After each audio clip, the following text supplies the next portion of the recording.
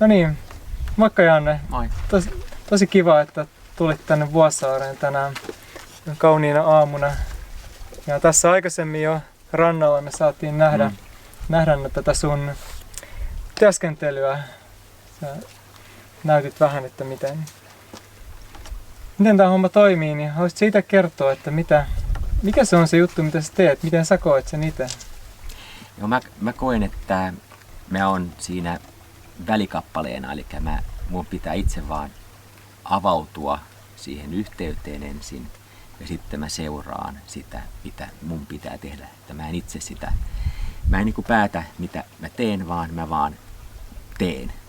Ja aika usein se on sitä, että mä ensin puhdistan sitä ihmistä, eri paikkoja, oli se sitten sitä keskilinjaa, minkä mä koen kaikkein tärkeimmäksi, ja sitten muuta paikkoja. Ja sitten kun on riittävän puhtaaksi tullut, eli se energia pääsee liikkumaan, niin silloin mä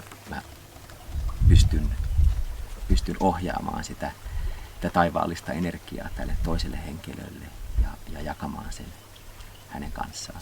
Ja ehkä se niin kuin tärkein ja ehkä lopputavoite siinä olisi se, että tämä toinen henkilö pystyisi itse vastaanottamaan sitä energiaa ja se taivaallinen energia saisi kodin tässä henkilössä.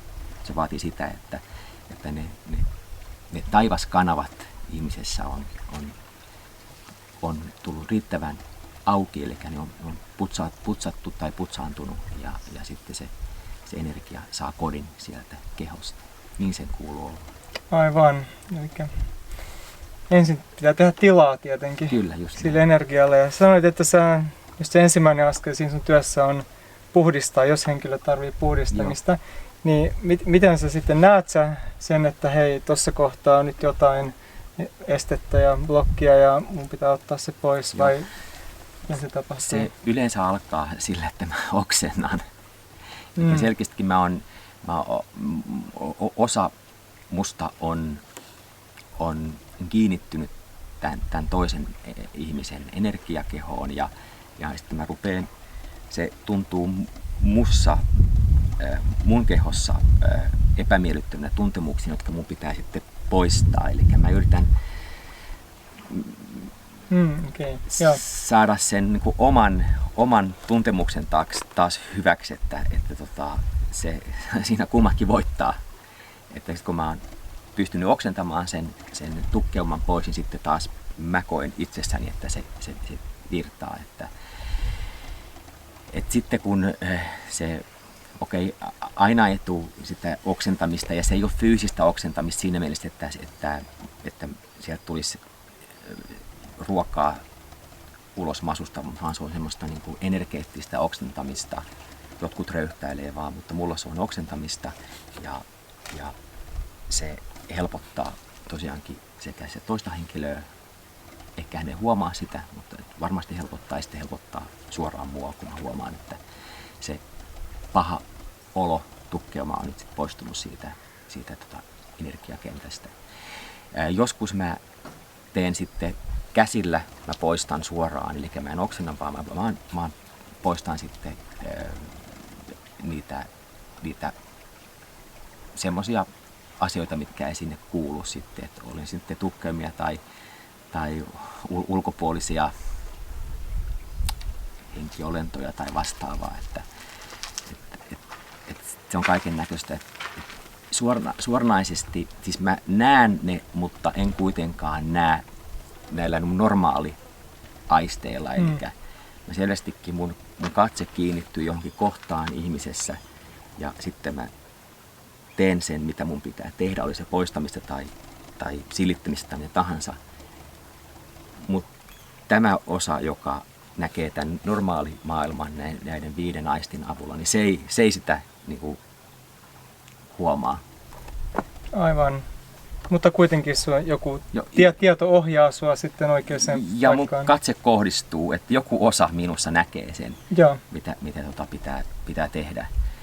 Ja tämä putsaaminen, puhdistaminen on todella tärkeä osa tätä mun työtä. Se on vähän raskasta, koska se on hyvin fyysistä, se kehollista, se mitä mun siinä kuuluu tehdä.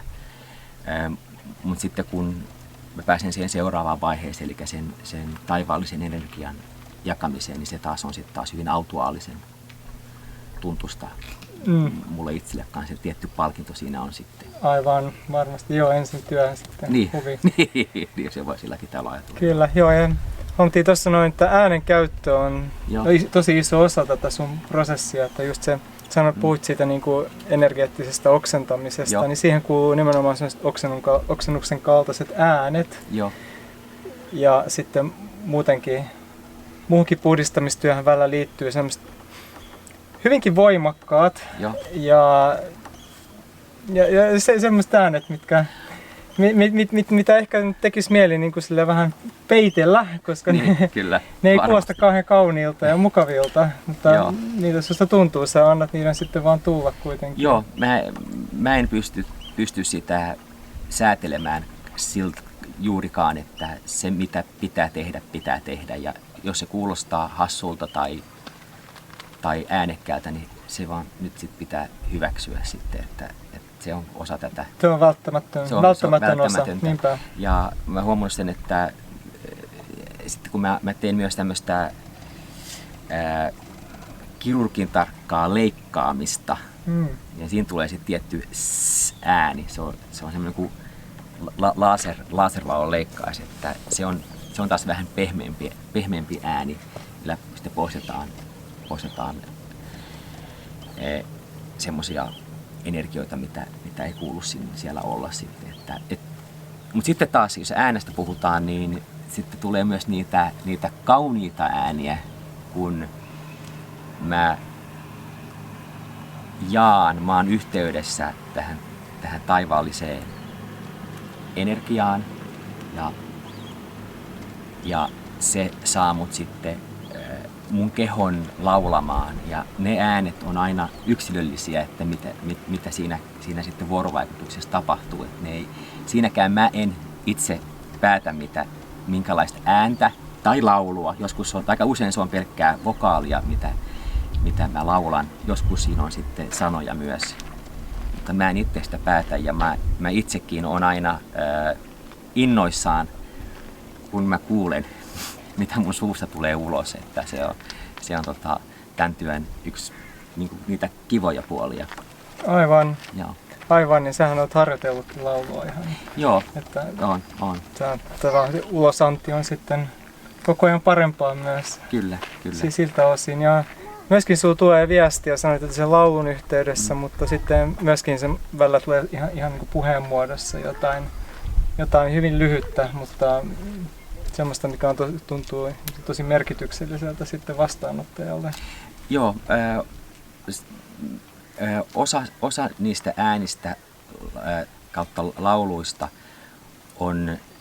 on suunnattu suoraan tai kanavoitu sille vastaanottajalle. Sitten mä huomaan, että ääni on myös mulle työkalu siihen, että se ääni edustaa sitä taivaallista energiaa,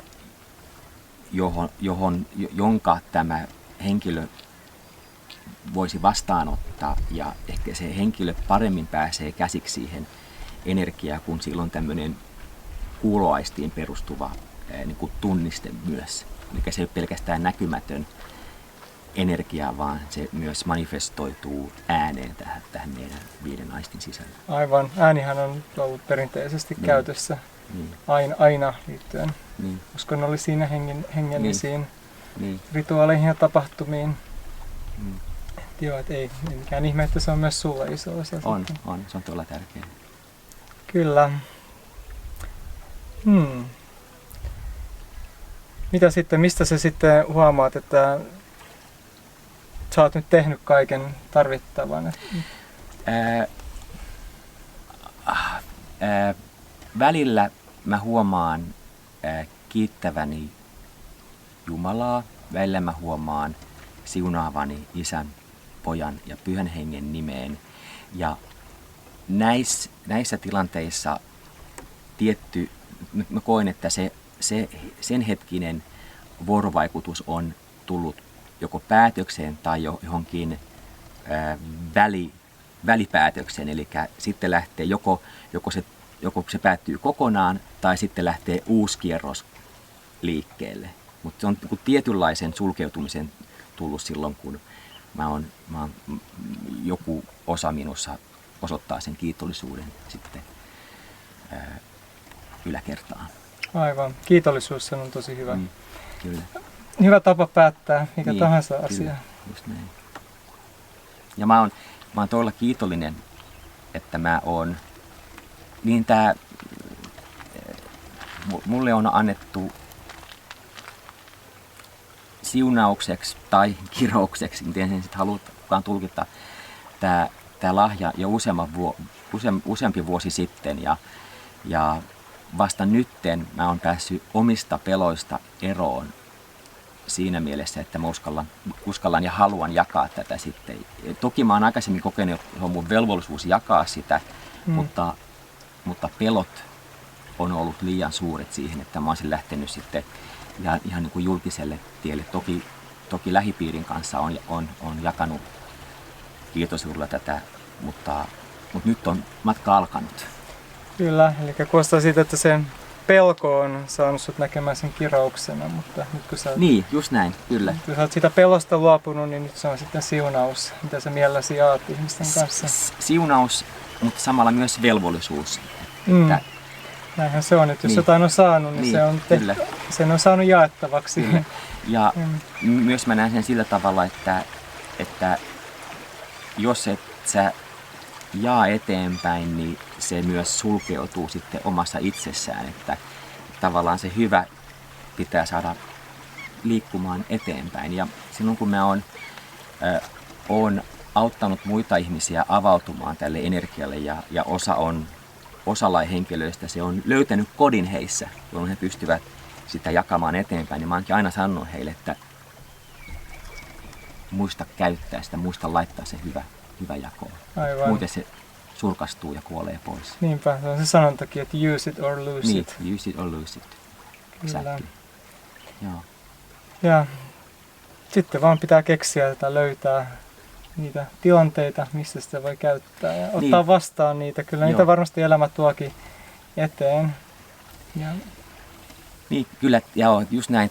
Tämä varmasti koettelee tavanomaisuuksien rajoja, varsinkin kun tähän liittyy niin voimakkaasti tämä kovatkin äänet, niiden pehmeiden, hellien, herkkien taivasäänien lisäksi. Tässä on tätä hyvin voimakasta puhdistamiseen liittyvää ääntä, niin nyt pitää vaan löytää sitten oikeat tilanteet ja oikeat paikat, missä ihmiset uskaltautuu avautumaan tälle. Kyllä. Vain taivas on rajana. Niinpä. Ja sä oot nyt ottanut ison askeleen siinä, kun sä oot menossa tämän vuoden lokakuussa tuonne Hengen ja tiedon messuille, missä juuri on ihmisiä, jotka etsivät myös tämmöistä palvelua. Mitä sä tarjoat?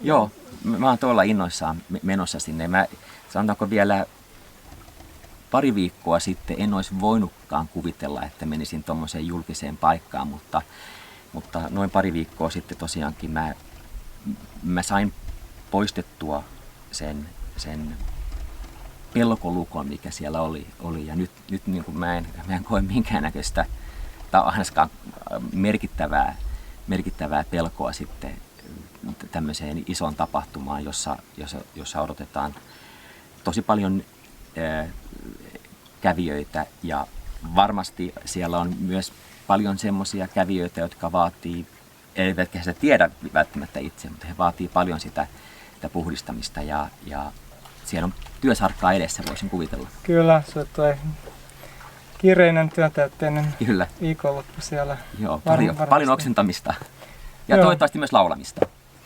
Kyllä, siinä vuorotellen. Kyllä, just näin. Joo. Onko jotain, mitä haluat vielä sanoa näille messutulijoille ja sitten täällä on vielä yleisökysymys edestä. Vesi, se Joo, vedestä täällä hyvä ystävämme Jenni huutelee, että silloin kun mä poistan ihmisistä niitä epätoivottuja tai niitä energioita, mitkä sinne ei kuulu, ylimääräistä energiaa, niin mun pitää puhdistaa aika usein käteni vedessä. Että se saa nähdä, miten se haaste ratkaistaan siellä messuilla sitten, mutta varmasti sekin onnistuu. Vielä siitä messuista, niin varmasti moni asia tässä nyt voi kuulostaa epätavanomaiselta, mutta mä takaan, että tämä on jotakin semmoista, mihin et ole törmännyt, ja tämä voi muuttaa sinun elämäsi. Kannattaa kokeilla. Mahtavaa. Kiitos. Kiitos tästä ajasta ja kiitos niistä hoidoista, jotka teit tänään meille. Ja rakastan aurinkoa.